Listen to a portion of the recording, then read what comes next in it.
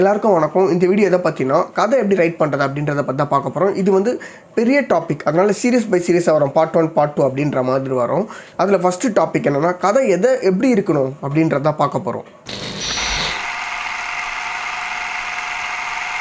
கதை முதல்ல எப்படி இருக்கணும்னு சொல்கிறாங்கன்னா ஆர்கிடைப்பாக இருக்கணும், ஸ்டீரியோடைப்பாக இருக்கக்கூடாது சொல்கிறாங்க. அதுக்கு முன்னாடி நம்ம ஆர்கிடைப் ஸ்டீரியோடைப் என்ன நம்ம தெரிஞ்சாதான் ஸோ கதை எப்படி இருக்கணும்னு நம்மளுக்கு தெரியும். கதை வந்து முதல்ல ஸ்டீரியோடைப்பாக இருக்கக்கூடாது சொல்கிறாங்க. ஸ்டீரியோடைப்னா என்னென்னா, கோயிலில் பிராமணர்கள் மட்டும்தான் பூஜை செய்வாங்கன்ற ஒரு விஷயம் இருக்குது. அந்த விஷயம் நீங்கள் வேறு எந்த கோயில் காட்டினாலும் அப்படியே பிராமணர்கள் தான் அந்த இடத்துல ஐயராக இருப்பாங்கன்றது தான் ஸ்டீரியோடைப்பு. ஆனால் நிறைய ஊர் கோயிலெலாம் நீங்கள் போனீங்க, ஊர் நாட்டு கோயிலெலாம் நீங்கள் போனீங்கன்னா ஒரு ஊரில் ஒரு கோயில் இருக்குன்னா, ஆனால் பிராமணர்கள் வந்து கோயிலோட பூசாரியாக இருக்க மாட்டாங்க. அந்த ஊரில் இருக்க பர்சனே வந்து கோயிலோட பூசாரியாக இருப்பாங்க. இப்போ நம்ம கேட்ட வரைக்கும் அந்த ஸ்டீரியோடைப் வந்து நம்ம கேட்குறோம், கோயில்னாலே பிராமணர்கள்லாம் பூசாரியாக இருப்பாங்க அப்படின்னு நம்ம ஒரு முடிவுக்கு வந்துடும்ல, அதுதான் ஸ்டீரியோடைப். அப்படின்னா ஒரு பெண்ணுனா அந்த ஆணுக்கு வந்து அடிமையாக இருக்கணும், ஒரு பெண்ணா ஆண் வந்து ஏன்னா அந்த வந்து பை பண்ணணும், இப்படிலாம் ஒரு ஸ்டீரியோடைப் இருக்குது பார்த்தீங்களா, இதை ஸ்டீரியோடைப்னு சொல்லுவாங்க.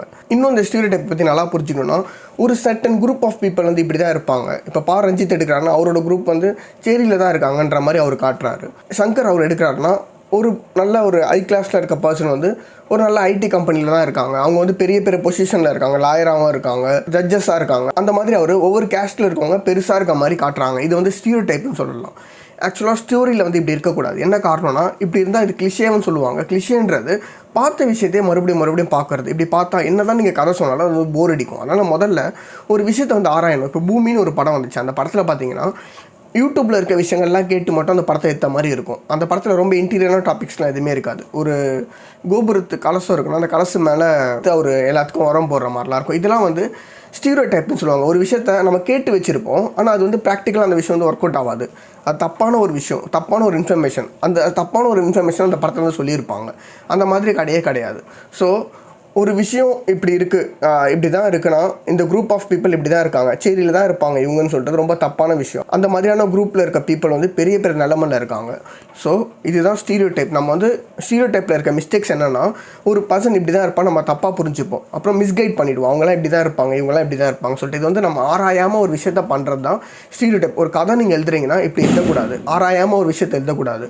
இந்த பீப்புள் வந்து இப்படி தான் இருப்பாங்க நீங்கள் எழுதக்கூடாது, இவங்கெல்லாம் இப்படி தான் இருக்காங்க, லேடிஸ்னால் பயந்து தான் இருக்கணும், ஜென்ஸ்னால் ஒரு கெத்தாக இருக்கணும் அப்படின்ற மாதிரிலாம் நீங்களே ஒரு கதையை உருவாக்கிக்கிட்டு இப்படி தான் இருக்கணும் அப்படி தான் இருக்கணும் நீங்கள் எழுதுனீங்கன்னா அது வந்து தப்பாக போய் முடியும். அதுதான் ஸ்டீரியோடைப்னு சொல்கிறாங்க. ஒரு கதையை நீங்கள் வந்து ஆராய்ச்சி எழுதணும். இந்த ஸ்டீரியோடைப்பால் நீங்கள் இழக்க வேண்டியது என்ன இருக்குன்னா, ஒரு சோஷியல் கிட்ட கம்யூனிட்டி பண்ண முடியாது உங்களால். இப்போது ஒரு விஷயம் உங்களுக்கு தேவைப்படுது ஒரு கதைக்குன்னா, இப்படி தான் இருக்கும் இது அப்படின்னு சொல்லி நம்ம எழுதிடுவோம்ல. அப்படி எழுதாமல் அந்த பர்சன்கிட்ட, இப்போ நான் ஒரு மை நேம் இஸ்னு ஒரு ஃபிலிம் எடுத்தேன். அது வந்து ரோட்டோரத்தில் இருக்க ஒரு பர்சனை பற்றி. அந்த மாதிரி எடுக்கும்போது ஒரு 4-5 பேரை வந்து அவங்களோட வாய்ஸ்லாம் நான் எடுத்திருந்தேன். இது நான் போடுறேன் பாருங்கள், சின்ன கிளிப்ஸு. ஓ, கோயம்புத்தூர்லேருந்து இங்கே வந்துட்டிங்களா? இது வந்து 7 வருஷம் ஆச்சு. கல்யாணம் பண்ணி 25 வருஷத்துக்கு முன்னாடி நடத்துறீங்க. 25 வருஷம் போதுங்க, எனக்குலாம் கல்யாணமே ஆகலை. இந்த மாதிரி இவங்க இருக்காங்களே, இவங்க வந்து கையில் வந்து ஒரு குச்சி வச்சுருப்பாங்க. அதெல்லாம் என்னோடய ஃபிலிம் ரைஸ் பண்ண இவங்ககிட்ட பேசி இவங்க ஈஸியாக நம்மளால் இவங்களை இன்ட்ராக்ட் பண்ண முடியுதுல்ல. ஸோ இவங்களை ஒரு இன்ட்ராக்ட் பண்ண முடிகிற ஒரு பர்சன் தான் இவங்க அப்படின்றது தான் என்னோடய கான்செப்ட்டில் தெரிஞ்சுது. ஏன்னா இவங்க வந்து யார்கிட்டையும் பேச மாட்டாங்க, அப்படிலாம் கிடையாது. இவங்ககிட்ட நீங்கள் போய் பேசினீங்கன்னா இவங்க வந்து பேசுவாங்க. ஸோ இது வந்து என்னோடய மிஸ்கைடில் நான் முன்னாடி என்ன நினச்சிருந்தேன், இவங்ககிட்டலாம் போய் பேசினா இவங்க பேச மாட்டாங்க அப்படின்ற மாதிரி நினச்சிட்டு இருந்தேன். இவங்க வந்து அவாய்ட் பண்ணுவாங்க, எதுவுமே சொல்ல மாட்டாங்க. ஆனால் இவங்க வந்து நல்லா பேசுகிறாங்க, அதுதான் சொல்கிறேன். இது வந்து ஸ்டீரியோடைப்பில் நான் என்ன நினச்சிருந்தேன்னா, இவங்க வந்து நம்மக்கிட்ட கண்டுக்க மாட்டாங்க அப்படின்ற மாதிரி வச்சுருந்தேன். ஆனால் நான் போய் அவங்ககிட்ட பேச ஆரம்பித்த போது அவங்க வந்து நல்லா பேசுகிறாங்க, அவங்களோட லவ் ஸ்டோரி சொல்கிறாங்க, அவங்க வீட்டில் வாழ்ந்த அந்த விஷயங்கள், அவங்க எதுக்காக வந்தாங்க, அவங்க ஒய்ஃப் எப்படி இருக்காங்க, அவங்களுக்கு எத்தனை பசங்க, எத்தனை வருஷம் அவங்க வாழ்ந்தாங்கன்ற விஷயம் எல்லாமே நம்மக்கிட்ட வந்து ஷேர் பண்ணுறாங்க. ஸோ நம்ம இப்படி நினச்சிடும் நம்ம வந்து ஷேர்லாம் பண்ண மாட்டாங்கன்னு, ஆனால் ஷேர் பண்ணுவாங்க. இதுதான் வந்து ஆர்கிடைப்ன்றது நீங்கள் ஒரு விஷயத்துக்குள்ளே போயிட்டு அதில் வந்து ஒரு இன்ஃபர்மேஷன் வந்து கலெக்ட் பண்ணுறது. ஆனால் எதுவுமே இல்லாமல் இப்படி தான் இருப்பாங்கன்னு சொல்கிறது வந்து ஸ்டீரியோடைப்பு. ஒரு கதை நீங்கள் ரைட் பண்ணும்போது ஸ்டீரியோடைப்பாக இருக்கக்கூடாது. நீங்கள் வந்து போயிட்டு இது பண்ணணும். இதில் வந்து இவ்வளோ டிஸ்அட்வான்டேஜஸ் இருக்குது. இதில் ஒரே ஒரு அட்வான்டேஜஸ் என்னென்னா, ஒரு சீனுக்கு வந்து இது அட்வான்டேஜஸாக இருக்கும். என்ன அட்வான்டேஜ்னால், இப்போ நான் இந்த சீன் போடுறேன், நீங்கள் பாருங்கள். அப்பா அப்பா அப்பா செட்டியார் கூப்பிட்றாரு, வட்டி காசை கேட்குன்னு நினைக்கிறேன். அது என்னன்னு கொஞ்சம் போய் பாருங்கள். உங்கள் பொண்ணு கல்யாணத்துக்கு காசு வாங்கும் போது உங்களை பார்த்தது. சரி, நான் ஏன் கூப்பிட்டேன்லாம் கேட்க மாட்டீங்களா? உங்கள் காலுக்கு கீழே ஒரு பெண் இருக்குது, அது எடுங்க.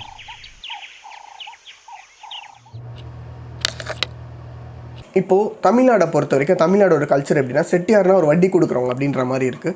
ஸோ நான் இந்த படத்தில் செட்டியார்னு சொல்லிட்டேன். ஏன்னா அவங்களுக்கு ஒரு ஃப்ளாஷ்பேக் எதுக்கு இவங்க வட்டி கொடுக்குறாங்க, இவங்க பெரிய ஆள் அந்த மாதிரி எதுவுமே காட்டாமல் ஒரு சின்னதாக இவங்க செட்டியாருன்னு சொல்லி முடிச்சாச்சு. ஏன்னா வட்டி கொடுக்குறாங்க. ஏன்னா இவ்வளோ பெரிய இன்ஃபர்மேஷன் இவங்க யார், இவங்க பெரிய ஆள், இவங்க வட்டி கொடுக்குறாங்க அப்படிலாம் நம்ம சொல்லாமல் செட்டியார்னு சொல்லியாச்சு. செட்டியார்னா வட்டி கொடுக்குறவங்க மாதிரி ஒரு ரெஜிஸ்ட்ரேஷன் தமிழில் வந்து இருக்குது, கல்ச்சர் பேஸ்டு. ஸோ அதனால் அந்த இடத்துல யூஸ் பண்ணியாச்சு. ஏதாச்சும் ஒரு 2 இடத்துல ஒரு சீன்ஸுக்கு வந்து யூஸ் பண்ணலாம். பெரிய இன்ஃபர்மேஷன் நம்ம சொல்லாமல் குட்டி கதை வந்து யூஸ் பண்ணுறதுக்கு இந்த ஸ்டீரியோடைப் வந்து யூஸ் ஆகும். ஆனால் கதைக்காக ஸ்டீரியோடைப் வந்து எழுதக்கூடாது. ஒரு கதையாக நீங்கள் எழுதுறீங்கன்னா உள்ளே போய் ஆராய்ச்சி பண்ணி தான் எழுதணும். அடுத்து வந்து ஆர்கிடைப்னா என்னென்னு பார்க்கலாம். ஆர்கிடைப்பாக தான் ஒரு கதை வந்து இருக்கணும்னு சொல்கிறாங்க. இந்த ஆர்கிடைப் என்னென்னு பார்க்கலாம். இந்த ஆர்கிடைப் வந்து ஒரு காமன் யூனிவர்சலில் இருக்கிற ப்ராப்ளமாக இருக்கணும், ஒரு ஃபீலிங்ஸாக இருக்கணும்.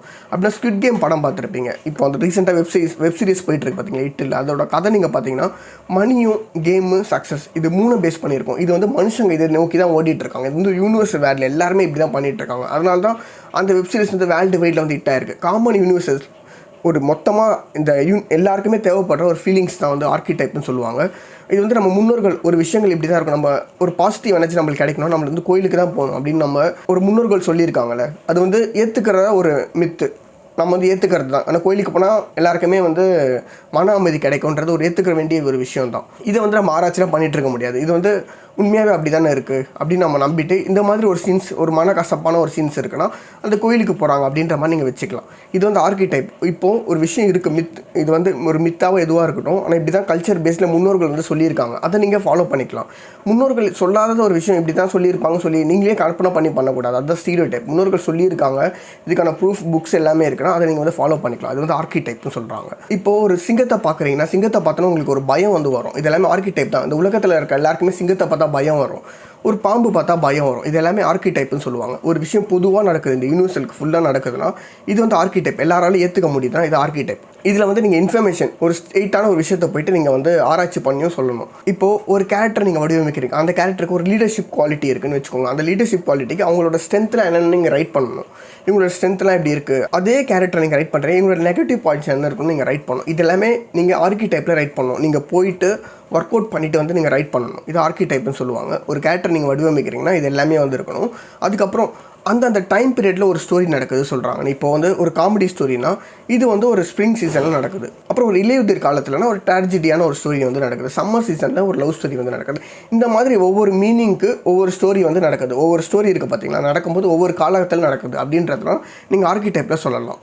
இதில் அக்கிரா குரோசாவா அவரோட படத்தில் பார்த்தீங்கன்னா உங்களுக்கு நல்லா தெரியும். அவரோட படத்தை பற்றி நாங்கள் பேசியிருக்கோம். அதோட லிங்க் வந்து டிஸ்கிரிப்ஷனில் கொடுக்குறேன், நீங்கள் பாருங்கள். அப்புறம் இந்த உலகம் வந்து அழிய போகுது அப்படின்னு நீங்கள் காட்டணும். அதெல்லாம் ஆர்கிடைப். அப்படின்னா நீங்கள் அந்த ஃபார்மிங் வில்லேஜ்லாம் இருக்குது பார்த்தீங்களா, அந்த வில்லேஜில் விவசாயம்லாம் பண்ணுவாங்க, அதெல்லாம் அழிஞ்ச நிலையில் காட்டலாம். இந்த உலகம் வந்து ரொம்ப அழகாக இருக்குன்னா அந்த வெஜிடபிள் பூத்து குலுங்கிறது, இந்த மாதிரியான ஃப்ளவர்ஸு, காய்கறிகள், இந்த மாதிரி வந்து நீங்கள் காட்டலாம். இது எல்லாமே ஆர்கிடைப்பல். ஒரு பொதுவான ஒரு விஷயத்தை நீங்கள் காட்டி கனெக்ட் பண்ணுறது தான் ஆர்கிடைப்னு சொல்லலாம். இதெல்லாம் யூனிவர்சலாக கனெக்டட் ஆகும். இப்போ விவசாயம்லாம் அழிஞ்சு போயிருக்குதுன்னா எல்லாருக்குமே தெரிஞ்சிடும், ஏதோ நடந்திருக்கு, ஏதோ டிசாஸ்டர், ஏதோ அழிய போகுது அப்படின்ற மாதிரி தெரிஞ்சிடும். ஸோ இது காமனான ஒரு யூனிவர்ஸுக்கு நீங்கள் கொண்டு போகிற மாதிரியான விஷயங்கள் தான் ஆர்கிடைப். ஒரு கதை நீங்கள் பண்ணும்போது காமனான ஆடியன்ஸ்க்கு இது எல்லாமே ஃபீலிங் ஆகுமா அப்படின்ற மாதிரி பண்ணணும். ஒரு கேரக்டர் நீங்கள் உருவாக்கிட்டாலும் உங்களோட ஹியூமனிட்டி அதில் உங்களுக்கு இருக்கும்ல, இப்படிலாம் நான் இப்படி இந்த கேரக்டர் இருந்தால் இப்படி பண்ணும் அப்படின்றத நீங்கள் வந்து உள்ளே போகணும். இப்போ நான் மை நேம் இஸ்ன்னு ஃபிலிம் பண்ணேன். அது வந்து ஒரு பிச்சைக்கார கேரக்டர் மாதிரி ஒருத்தர் பண்ணியிருந்தாங்க. அந்த பிச்சைக்கார கேரக்டர் வந்து நான் ஒரு சில இன்ஃபர்மேஷன் வந்து நான் கலெக்ட் பண்ணேன். நான் இன்ஃபர்மேஷன் கலெக்ட் பண்ணாலும் ஒரு சில சீன்ஸில் நான் எப்படி இந்த இடத்துல பண்ணியிருப்பேன், நான் எப்படி இந்த இடத்துல பண்ணியிருப்பேன்றது தான் நான் வந்து ஆட் பண்ணியிருந்தேன். என்னோட காஸ்டியூம்ஸ் ஆகணும், நான் ஒரு சில இடத்துல இப்படி ட்ரெஸ் போடணும், அதே மாதிரி அந்த கேரக்டர் வந்து இப்படி ட்ரெஸ் போடணும் அப்படின்றத வச்சுருந்தேன். அந்த பிச்சைக்கார கேரக்டருக்கு ஓகே அங்கேருந்து நான் எடுத்துட்டேன். மற்றது எல்லாமே என்னோட இன்புட் வந்து கொஞ்சம் இருக்கும், எனக்கு தெரிஞ்ச விஷயங்கள்லாம் கொஞ்சம் இருக்கும். இது வந்து ஆர்கிடைப்னு சொல்லலாம். ஸோ ஸ்டீரியோடைப் ஆர்கிடைப்புக்கும் ஒரே நல்ல வித்தியாசம் புரிஞ்சிருக்கும். ஒரு சர்டன் பீப்பிள் வந்து இப்படி தான் இருப்பாங்க, நம்ம முத்திரை குத்தி வச்சுருக்கோம். அப்படி இல்லை, அவங்கள போய் நம்ம ஆராய்ச்சி பண்ணி அவங்களாம் வேறு மாதிரி இருக்காங்க அப்படின்றது வந்து ஆர்கிடைப். இப்படி தான் இருப்பாங்கன்னு சொல்கிறது ஸ்டீரியோடைப். இது உங்களுக்கு நல்லா புரிஞ்சிருக்கும்னு நினைக்கிறேன். நீங்கள் டீட்டெயிலிங்காக ஒரு விஷயம் போய் பண்ணணும். அதுக்கப்புறம் இன்னொன்று, ஸ்டோரியில் வந்து ரியாலிட்டிஸ் வந்து அதிகமாக இருக்கணும். ஒரு ஸ்டோரிக்கு எல்லாமே இந்த விஎஃப்எக்ஸ் எல்லாமே யூஸ் ஆகுது, எல்லாமே ரியாலிட்டிக்கு தான் யூஸ் ஆகுது. இப்போது ஒரு ஃபஸ்ட்டு 25 மினிட்ஸ் நீங்கள் என்ன தான் இன்ட்ரெஸ்டலாக படம் எடுத்தாலும் முதல் 25 நிமிஷம் அந்த படத்தில் ஸ்டோரி வந்து ஒரு ரியலிஸ்டிக்கான ஒரு ஸ்டோரியாக இருக்கும். அந்த படம் ஒரு ஃபார்மிங்கில் அவங்க வந்து கஷ்டப்படுறாங்க, அந்த உலகம் அழிய போகுது அப்படின்ற விஷயத்தில் அந்த படத்தில் காட்டியிருப்பாங்க. ஸோ என்ன தான் நீங்கள் ஸ்டோரி எடுத்தாலும் முதல் வேர்ல்டு வந்து ஒரு நார்மல் வேர்ல்டாக இருக்கணும், ரியலிட்டிக்காக இருக்கணும். அந்த ரியலிஸ்டிக்காக இருக்கும்போது தான் அடுத்தடுத்து நீங்கள் கொண்டு போகும்போது புது புது வேர்ல்டுக்கு நீங்கள் கொண்டு போகிறதுக்கு ஆடியன்ஸும் ட்ராவல் ஆகிறதுக்கு கரெக்டாக இருக்கும். நம்ம ஆடியன்ஸ் வந்து நம்மளும் இப்படி தான் இருக்கும், நம்ம இப்படி ட்ராவல் ஆகிறோம், அவங்களும் அடுத்தடுத்த லெவலுக்கு வந்து ட்ராவல் ஆவாங்க. ஒரு ரியாலிட்டி வந்து ரொம்ப பேஸு.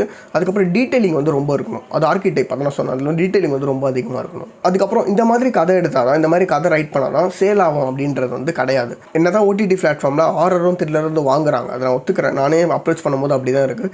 பட் இப்படி தான் கதை ரைட் பண்ணுறாங்க, இதுக்காக நம்ம கதை ரைட் பண்ணோம், இவங்களுக்காக சேல் பண்ணுறது அப்படி நீங்கள் ரைட் பண்ணக்கூடாது. உங்களுக்கு பிடிச்சிருக்கு. ஏன்னா சில பேர் வந்து காமெடியில் வந்து ரொம்ப கிங்காக இருப்பாங்க, நல்லா எழுதுவாங்க. அவங்களோட காமெடி வந்து வேர்ல்டு வைடில் வந்து ஹிட் ஆகும், ஒரு யூனிவர்சலாக கூட ஹிட் ஆக சான்சஸ் இருக்குது. நல்ல கான்செப்டாக இருந்துச்சு, எல்லாருமே வந்து வாங்கிப்பாங்க. ஸோ நீங்கள் வந்து இப்படி தான் சேல் ஆக போகுது, இப்படி தான் போக போகுது, அந்த பிளாட்ஃபார்மில் வந்து நீங்கள் மேக்ஸிமம் எழுதாதீங்க. உங்களுக்கு ஒரு வேளை நல்லா த்ரில்லர் வந்து நல்லா பிடிக்கும் அப்படின்னா ஓடிடி பிளாட்ஃபார்மில் த்ரில்லரை வாங்குறாங்க, உங்களுக்கு அது பெனிஃபிட்டாக அமையும். அப்படி இல்லை எனக்கு வந்து காமெடி தான் நான் கிங்காக இருக்கேன், எனக்கு வந்து ஃபேமிலி சப்ஜெக்ட் தான் கிங்காக இருக்கேன்னா நீங்கள் அதை எழுதி போய் ஓடிடி வந்து அப்லோட் பண்ணலாம். அவங்களுக்கு வந்து உங்களோட ஸ்டோரி வந்து பிடிச்சி போயிருக்கும். உங்களுக்கு பிடிச்சிருக்க ஸ்டோரி தான் நீங்கள் வந்து ரைட் பண்ணுறீங்க, அதனால் மற்றவங்களுக்கும் அது பிடிக்கிறதுக்கான வாய்ப்புகள் நிறைய இருக்குது. இன்னொன்று ஒரிஜினாலிட்டி இருக்கணும். இப்போது நான் வந்து மன உளைச்சல்னு ஒரு படம் பண்ணியிருந்தேன், அந்த படத்தில் டிலூஷன் பெர்செப்ஷன் ஒரு கான்செப்ட் வச்சு பண்ணியிருந்தேன். அது யூடியூப்லேயும் நீங்கள் போட்டு எந்த ஷார்ட் ஃபிலிமோ அதை பேஸ் பண்ணி வந்திருக்கு, அதை நான் அடித்து சொல்லுவேன். என்னன்னா இது வந்து நான் ஒரு சைக்காலஜி டாக்டர்கிட்ட பேசி அவர் நிறைய விஷயங்கள்லாம் சொன்னார். அதுலேருந்து அவர் சொன்னார் இந்த மாதிரி ஒரு விஷயம் இருக்குது சொன்னார். இது வந்து சைக்காலஜி டாக்டர் அப்படி நம்ம அப்ரோச் பண்ணதுக்கு அப்புறமா தான் நம்மளுக்கு இந்த விஷயங்கள்லாம் தெரியும். ஹாலுசினேஷன் இல்யூஷன் எல்லாருமே எடுத்துருப்பாங்க. டிலூஷன் பெர்செப்ஷன் ஒரு கான்செப்ட் வந்து மெர்ஜ் ஆகும். அந்த படம் பார்க்குறவங்க அந்த படத்தோட லிங்க் நான் டிஸ்கிரிப்ஷனில் கொடுக்குறேன் பாருங்கள். இது வந்து ஒரிஜினாலிட்டி. அது வந்து எப்படி எனக்கு கிடச்சதுன்னா அந்த டாக்டரை போய் மீட் பண்ணதுக்கப்புறமா அவர் சொன்ன சில பாயிண்ட்ஸ்லாம் நான் ஆட் பண்ணியிருந்தேன். அதே மாதிரி தான் மை நேம் இஸ் படமும் நிறைய யூடியூப் வீடியோஸ்லாம் அந்த ரோட்டில் இருக்க பிச்சைக்காரங்களாம் எடுக்கிறாங்க.